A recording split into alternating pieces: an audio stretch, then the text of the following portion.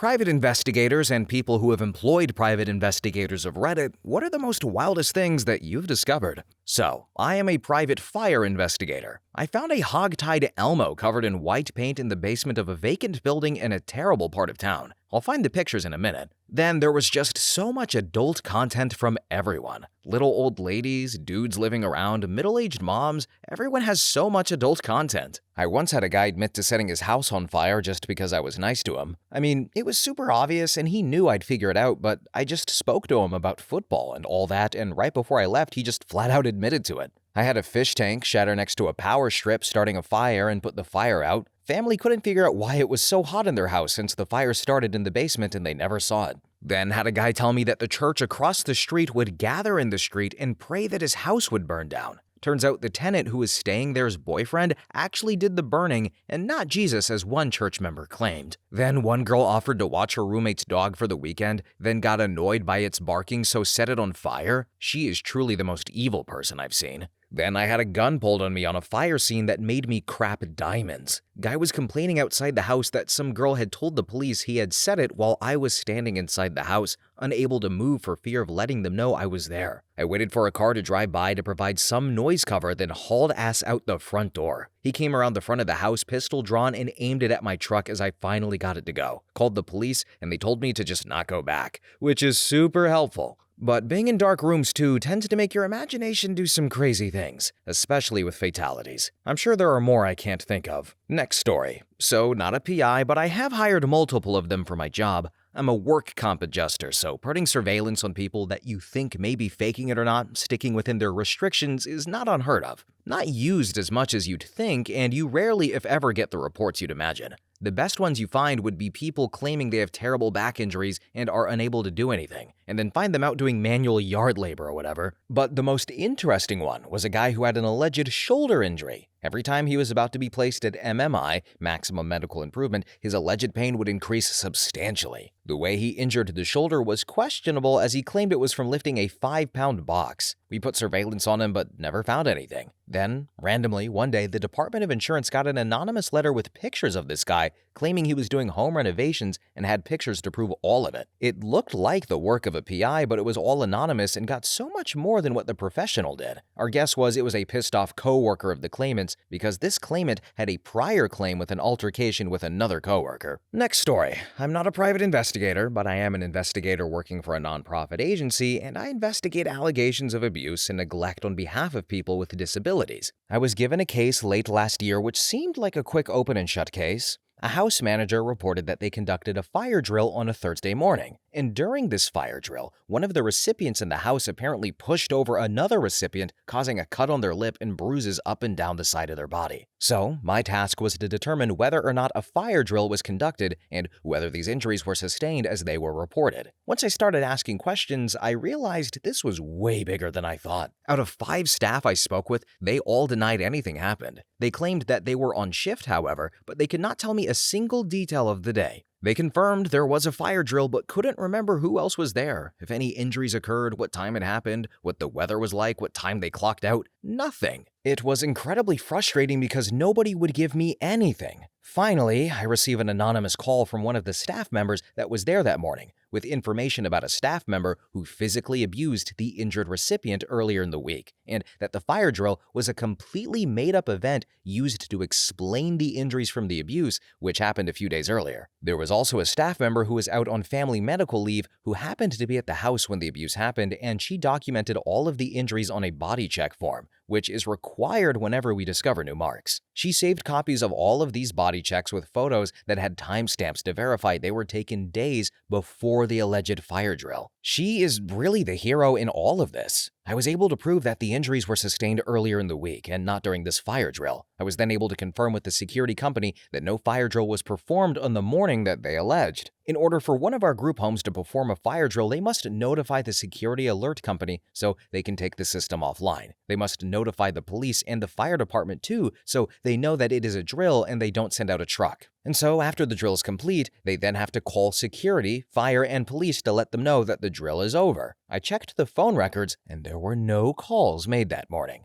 The security company gave me a printout for the activity for the day and showed me how there was no possible way that they pulled the alarm. The house manager and the abuser even went on to say that the alarm was down. So, a technician went out there and verified there were no issues with the alarm system. This is by far the most disturbing case I have ever worked on. Next story. Not a PI, but I have a short story about one. I live at the end of a cul-de-sac. From the edge of the circle, there is a spillway that lets water drain out to the main street, which runs perpendicular to my house. No one parks on the main street because it is walled off to enter the complex. So, one day, this dude pulls up in a black car, parks across the street from the spillway, and just sits there for hours. Since this is not normal activity in the neighborhood, everyone is incredibly suspicious immediately. He eventually leaves after doing nothing but sitting in his car all day, so we all just forget about it until the next day, and he comes back and does the same damn thing. Well, someone finally called the cops, and they came to suss out what he was up to. Turns out he was a PI casing somebody in the complex. The cops told him to move it along as he was making the residents nervous. Dude was not very good at his job since his arrival and subsequent non-activity only served to make him extremely conspicuous. Alright folks, I think this is one of the times that we have read a PI story and I thought to myself, I could probably do a better job than that guy. I think I would be a great PR guy, and then we would make undersparked videos about me telling you how I am such a great narrator, and then I would become a fake psychic detective and solve crimes with my black friend with a great head and an amazing nose. If someone gets that reference, I love you so much. Anyway, next story. So, not a PI, but the subject of a PI. I know an investigator that dresses like a stereotypical PI with the long coat and fedora. His job is to investigate and verify that kids actually live in the country of the school that they are attending. I didn't realize this was a thing, but for most of my grade school/middle school tenure, I lived in a different district than what I attended. All of my siblings had attended this district ahead of me, and we always used my dad's company address as our bus pickup/drop-off. Well, sometime around 8th grade, we sold the shop and moved to yet another house/district, but had no intentions of moving schools, when one day I get called to the principal's office and notified that they received a tip and thus hired a PI to follow me home. They let me finish the semester, but then I switched to the proper district after that. Looking back, I have no idea why there was such a resistance to switching schools. Next story. I used to do background checks for employment. The funniest one was a guy who was working for a large provincial hydro company. He relied solely on GPS. He had to drive to a remote site a few hundred kilometers away. The next day, the crew were waiting on him. Finally, the foreman, the person giving the reference, calls to see when he would arrive. The applicant answered sleepily and said his GPS signal stopped at about 250 kilometers in, and he just turned around and went home. Didn't call anyone, use a map, just went home. He also used to take a little boat pretending to survey sites. Several times, he was caught sleeping just floating around in the boat. The most surprising thing is, he got the promotion he was seeking. Next story. Company employs them quite often for higher-end background checks for VP and up positions. One guy was a Trojan horse employee. He was a good worker and had good ideas, but was not suited for management. He would come in and things would pick up for a time, but then he would be given the chance to resign after a year or so later. Further digging showed that his management style was so hands-off that his employees simply stopped working. Then there was another guy who had the same name, birth date, and birth hospital as a man executed in Texas for the essay and murder of a 16-year-old girl. And I work it, and I know I'm not supposed to know these things, but however, the way in which these documents were submitted was always triggering the email spam prevention. So IT had to verify these documents were safe. And, of course, I read them. Next story. Not a PI myself, but I've hired a few for insurance fraud. This one guy was amazing because he was one of those adults who looks like he's 18 up until he's 35. One claimant was running a window tinting business out of his garage while off work for his injury. PI hired him to tint his car windows and told him, "My camera's acting up, so I'm gonna sit over there and try to fix it while you tint the windows." Footage was amazing. Then another time, he followed a claimant to a local festival and saw him dancing around. He went over and told him he was filming people for a high school class project and asked if he could get video of him dancing. The guy happily agreed. Next story. The time this guy made me and started chasing me. It was actually good evidence because I just started videoing the speed and maneuvers we were doing as he chased me. He had his young boy with him and it was a custody case. But I eventually lost him with the old run a red light at a busy intersection that I was familiar with thing and knew how to get through. Dude was not a good dad from what I observed.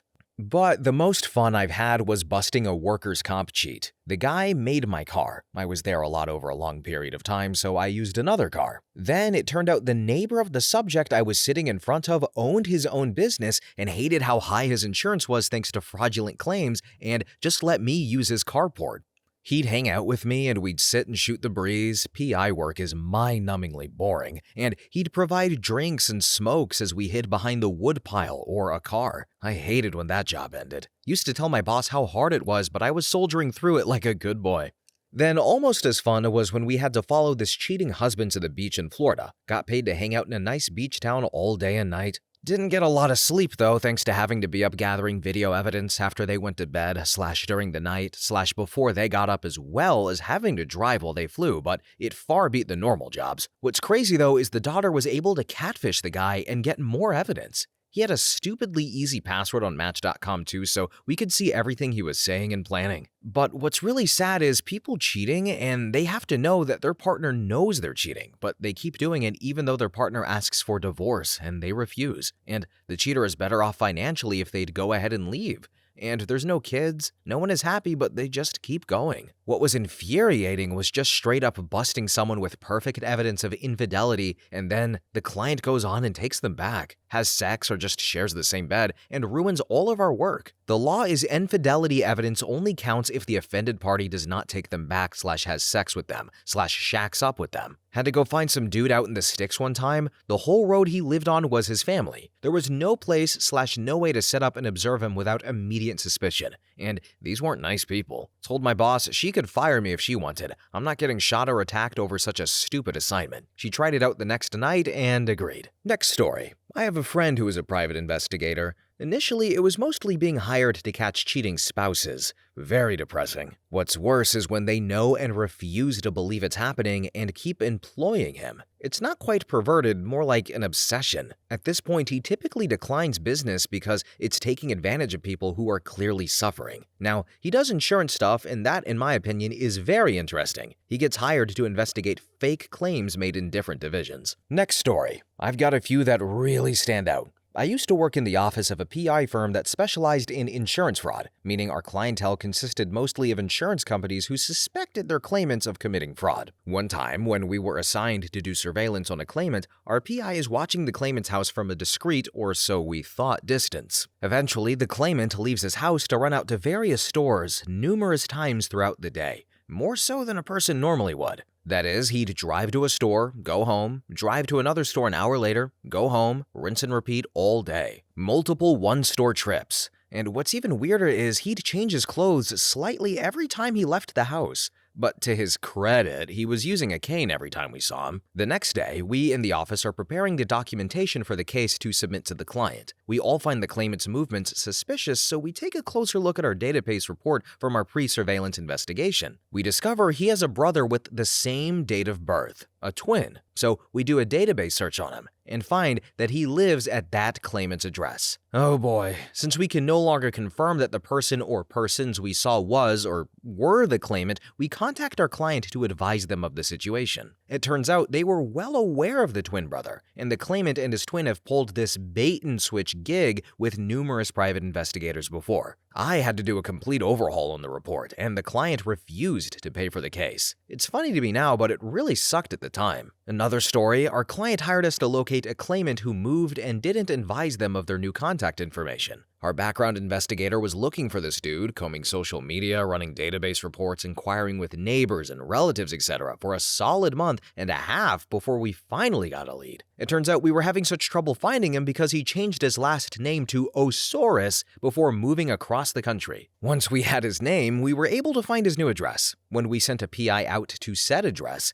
we found a house decked out in dinosaur regalia. Dinosaur flag at the front door, T-Rex lawn flamingos all over the front yard, dinosaur garden gnomes, car covered in dinosaur stickers, the works. Basically, the man uprooted his whole life in order to become a dinosaur. Then another story, our client hired us to investigate claims that our claimant was running a business on the side. We found an Etsy store associated with her, through which we found out she was going to be running a crafts table at a My Little Pony convention. It just so happened that our two investigators nearest to the convention location were an ex-cop and an ex-Marine. Both got roped into going into the convention. Each had to buy a bunch of My Little Pony merch before and during the convention so as not to stand out, any more than two huge guys in their 40s at an MLP convention already would. and we passed the charges onto the client as a business expense, and they paid without objection. The most amazing part to me. And finally, our claimant was a podiatrist in a southern state and a gun enthusiast. He was injured while one of his patients was showing off a gun to him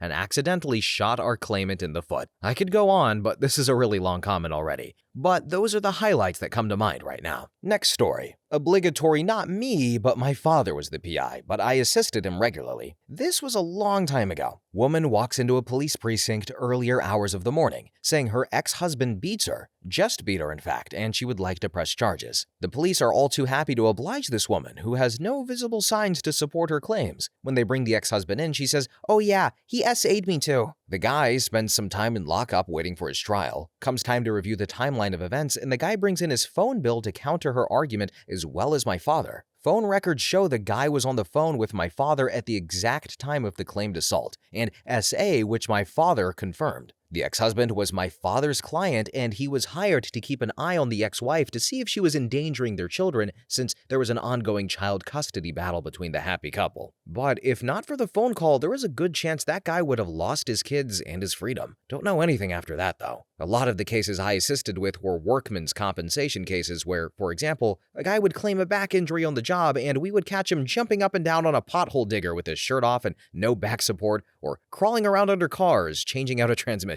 Okay, everybody, there is so much insurance fraud stuff. Okay, I want something cool, like tax fraud. What about faking an esports injury or something, and then you see him finger banging his wife? I don't know, mix it up a little. Come on, criminals, get more creative with it. Entertain us a little. God, criminals are so inconsiderate these days, aren't they? Gosh. Anyway, next story. So I have posted this before, but not me, but a family member who let me post this who we will be calling PI. FYI, I'm typing via mobile. But PI was hired by a man, shall be called Loon from now on, that wanted him to investigate the people that was living in his attic. Loon stated that the attic people had tunnels that started about 2 blocks away that goes under his house and then got into said attic by secret passageways. PI goes to Loon's house and looks in the attic. Of course, no sign of life. PI tells Loon what he found, then leaves. Then PI gets a call from Loon at about 11 or 12 at night saying the attic people are messing with him now by raising and lowering parts of his floor in his bedroom with some type of lifts. He goes to Loon's house the next day to look and tells him that that was impossible since under his flooring is a solid concrete slab. Then Loon calls PI from the hospital, wanting him to check for security passageways in his laundry room due to one of the attic people shooting him. What happened was Loon went searching in his laundry room for the attic people and leaned his shotgun next to the washing machine. Then one of the attic people grabbed it and shot him in the back of the ankle, set the shotgun down, then sealed up the passageway as if it wasn't even there.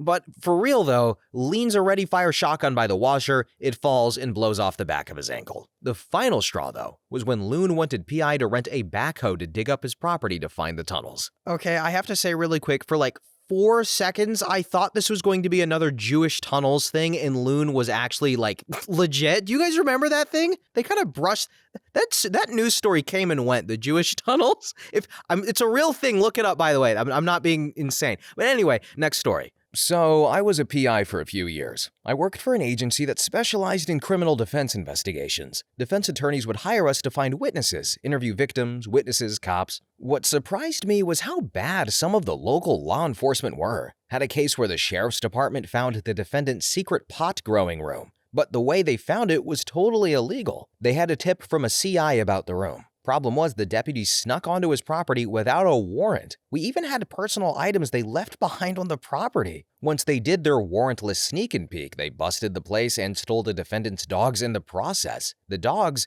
were never recovered. The attorney, he wanted me to find the CI. Of course, the identity was unknown, but I found him and had a recorded interview with him in which he fessed up to being the CI and apologized to the defendant. He said he was facing his own drug charges and ratting out his friend was a part of the 3 for free deal the sheriff's department was offering him. Well, me interviewing the CI ticked off the sheriffs and the DA, and that's how I almost got charged with obstruction of justice and threatened with jail time. Being friends with a dozen defense attorneys was what kept me out of it. Then had another case in which defendant was picked up for drug charges. She had skated on several arrests with no charges up until then. When she was arrested this last time, we got a full report on her cell phone contacts and calls. Well, she was sleeping with one of the narcotics deputies and their relationship had hit a rough patch now that the deputy's wife knew about it. Then, suddenly, how she had managed to avoid charges for so long seemed less miraculous, and it made sense that she was finally being charged. And as for the deputy, lost his job and had to work at his mom and dad's copy shop. I had a batch of business cards printed up by him a few months later. Next story. A while ago now, an old buddy of mine was asking me about who he should contact for PI services in our area, and I had no effing idea. He was trying to figure out if his wife was cheating on him, so I gave him a few ideas over some beers on how I would do things, mentioning checking logs, router traffic, calling the cell company, and nicely asking for information about the account.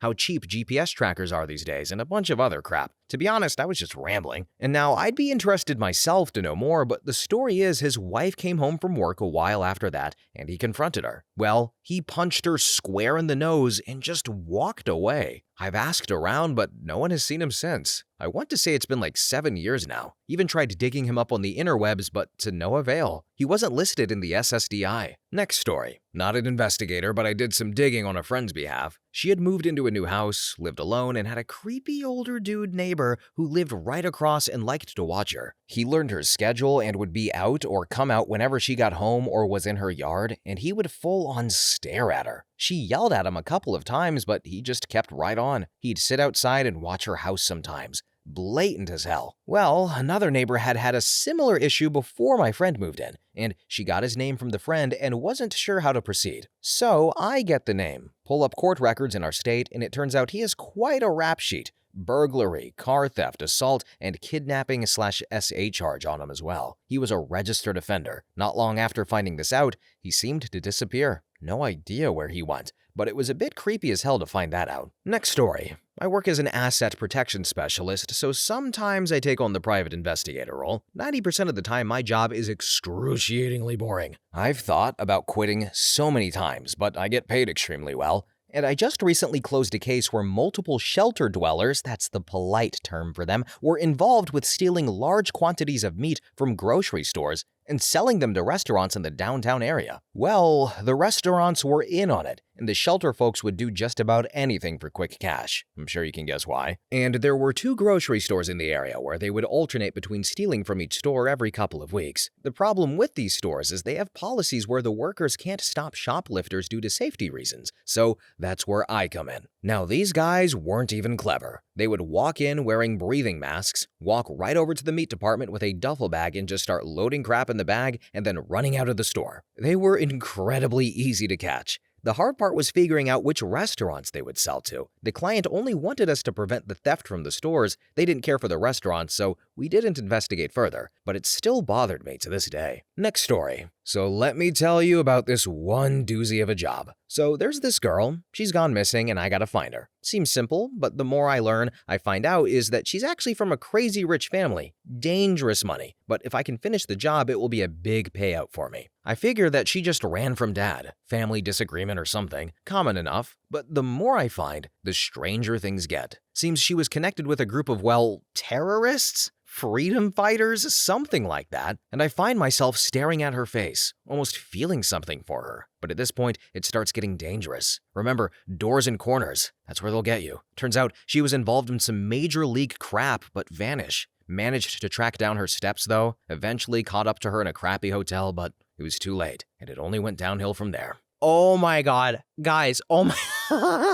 Everyone, I am so happy that I did this year. This story is from a TV show called The Expanse. Great show, by the way. Would highly recommend it. Watched it for the first time. Shout out to my boy Jacob for telling me to watch that show because I wouldn't have picked up on this story. Sometimes I can tell when something's a little off, but yes, this is definitively doors and corners from the TV show called The Expanse. Anyway, next story.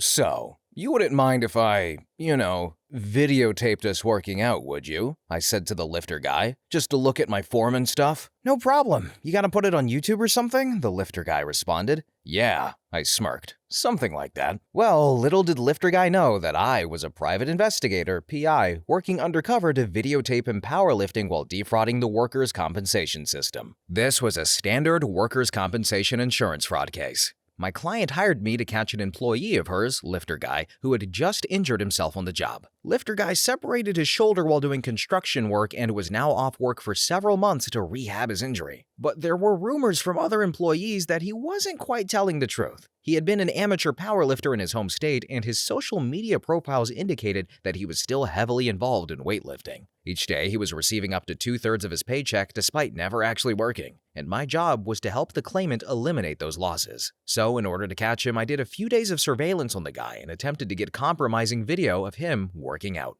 My first few days on the case weren't proving fruitful. In addition to his local home, lifter guy also had another home where his wife lived, which was several hours away. As a result, I couldn't pinpoint his location day to day, so I dug deeper. After scouring the internet for any leads and cross-matching those with preliminary investigation, I finally tracked down his email address. Then, using his email address as the search term, I got a hit, and a juicy one at that. Lifter guy was advertising his powerlifting training services on Craigslist. This was the perfect opportunity to help my client by capturing video of this guy in action. But how would I pull this off without him catching on to my ruse? Well, I wouldn't be a PI if I didn't accept the challenge, so I set up the trap. I contacted lifter guy to solicit his services, planning to later take some video using a covert camera. I placed a phone call to the number provided on lifter guy's Craigslist post. He answered. I told him my name was Adam and that I was interested in powerlifting with him. He said he'd be happy to teach me. We talked for a while and set up the first session. We planned to meet at his uncle's construction business for our first workout, so the plan was set. 2 days later, I headed to this meeting location. But this wasn't your average home gym. Instead, it was just a large aluminum garage with construction debris, leftover parts from old equipment, and huge tires everywhere. A tricked-out black Ford Mustang was parked in the gravel lot, and death metal music blasted from his subwoofers. So I pulled into the lot and exited my car slowly, a little uneasy about this whole scenario. I hadn't slept well the night before as I was a bit fearful as to what might go down. And then there he was, 215 pounds of pure muscle. Not too tall, but definitely one tough-looking dude. Lifter guy was wearing a white wife beater, had black serpentine tattoos all over his body, and a freshly shaved beard, intimidating to say the least. The dude had already worked up a sweat, and the top of his forehead glistened. I'd be lying if I said I wasn't sweating as well, but for totally different reasons. I looked him in the eye, reached out my arm, and we shook hands. I introduced myself, and he said, "I'm lifter guy," and he said, "Let's get to work." The truth is, it'd be a bit more of an interesting story if I was some scrawny guy who had never lifted in his life that might get blown over by the sheer vibrations of the death metal noise blaring from this guy's speakers. But the opposite was closer to the truth. I'd been lifting for months on my own. I'm a former D1 athlete, and by the time we started the first lift, I was ready. But I let him lead the way. So we entered the gym together. There were dumbbells and plates everywhere. He had a squat rack and bench press setup. We immediately started lifting tremendous amounts of weights. First exercise, power hang cleans. For perspective, hang cleaning 200 pounds without ever having practiced a rep would rip out an average person's rotator cuff. So it surely would have resulted in excruciating pain for someone who claimed that they had just separated their shoulder. But that's where we started, just for warm-ups. And this guy didn't hold back. He was intense, and for a guy claiming he was injured, he was certainly showing no signs of it. Rep after rep, he worked, no problems. My turn now. He showed me the form briefly, and I busted out my first rep. No problem thereafter. After several reps, I got the hang of it. Soon after, I was holding my own. I wasn't worried about the lifting portion of this operation, but the real question was, how was I going to bust this guy? I decided that getting a video of lifter guy attempting to throw out his back on these lifts, separated shoulder and all, would be the best evidence I could get for my client. My plan was not to get the video the first day. Instead, I decided I was going to lure him into the trap by getting acclimated with him and then start to build a relationship. When it came to the video, though, I wouldn't be able to use a covert camera because it might be too obvious. Typically, covert cameras can be placed in a shirt to look like a button, or they can look like a pen and be placed in the shirt pocket. But since I was wearing workout gear, it would be impossible to have a camera on me. I quickly realized I'd have to straight up ask the guy if I could videotape him. So that's when I brought in my regular camera and asked if I could roll some tape. Luckily, he agreed. The trap was set and my plan was coming to fruition. I set up my camera on a table in the corner of the room and we continued our powerlifting session. Next, we did an exercise that strongest man competitors and crosslifters would know well: tire flipping. He started out by slinging 500 pounds of rubber across the room and back like a rag doll. Still, no ill effects from him. Then, he had me flipping the tire. He showed me the correct form so that I didn't rip out my biceps, and in no time, I was flipping these masses of rubber around the gym floor with ease. Every move I made, he was yelling for me to go on. Wow, I thought to myself, he must truly believe I was into this, and that's because I really was into it. We completed a few far more less intensive exercises, and after our session, Lifter Guy motioned for me to sit in a chair across from him. Uh-oh. Was he on to me? "So man, why do you want to power lift?" he asked me. And I answered by mentioning I played softball and that someday I wanted to be the best. I mentioned that in order to compete with the roided out freaks who hit balls 500 feet, I needed to be stronger. He bought it. Then he talked for about 30 more minutes on nutrition, legal supplements, and form. I listened quietly and intently. Afterwards, I shook his hand and we parted ways. He didn't even charge me for the session. Instead, he told me to call him to book another session. Surprisingly, Lifter Guy was a nice dude. He may have looked intimidating, but he was genuinely quite the opposite. He was a really friendly guy. Over the next couple of days, I met 2 more times with Powerlifter Guy. We did squats one day, followed by the chest the next. I captured about 2 hours of video of him and I working out. And he showed no signs of being hurt. And the best part was that this was important evidence. Once I gathered the evidence, pulled together a detailed report, and presented the package to the client, we used it to prove Lifter Guy was abusing his work restrictions. He wasn't as hurt as he said he was, and the video proved it. The end result is that Lifter Guy eventually settled his workers' comp claim altogether. It saved my client tons of money, and on top of that, I got in a few free powerlifting sessions and one hell of a good story. Case closed. Okay, that was a top 10 story that I've read on Undersparked. Not because it was like so crazy, but because this person actually knows how to tell a story. And also, you can't see it, but it's well written and formatted well for, humans and English speakers to read. But that was a quality story and a fantastic way to end the video. So if you guys have anything relevant, or if you've ever hired a PI in your life or investigated somebody, feel free to share it in the comments below because I check those comments. But thank you all so much for watching, commenting. Have a really good day, and